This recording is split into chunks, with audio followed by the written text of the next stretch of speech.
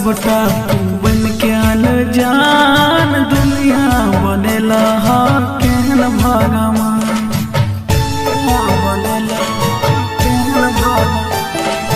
देखे छ सबटा तू बन के अनजान दुनिया बनेला केहन भगवान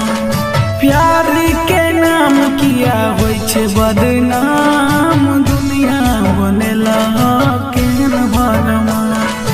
देखे छ सबटा तू बन के अनजान दुनिया बनेला केहन भगवान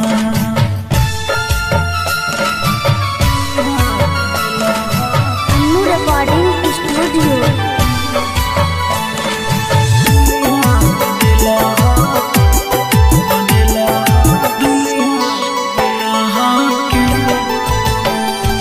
प्यार के नाम पर करे छे खेलवार जकरा अपन कही उहे करवार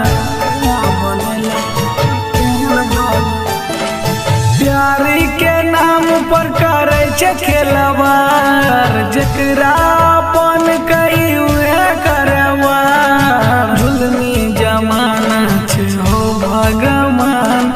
किया दीवाना के लागे छे बान देखे छ सबटा तू बन के अनजान दुनिया बनेला केहन भगवान देखे छ सबटा तू बन के अनजान दुनिया बनेला केहन भगवान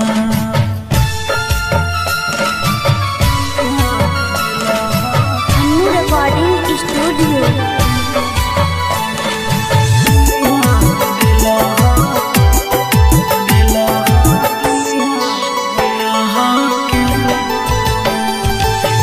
चार दिन ला बना ले छे जान कोनो बहाना से ले छे परान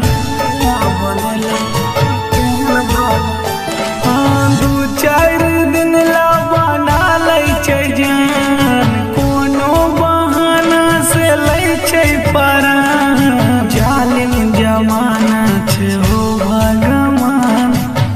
किसके कक गेलै हो वीरान देखे छ सबटा तू बन के अनजान दुनिया बनेला केहन भगवान देखे छ सबटा तू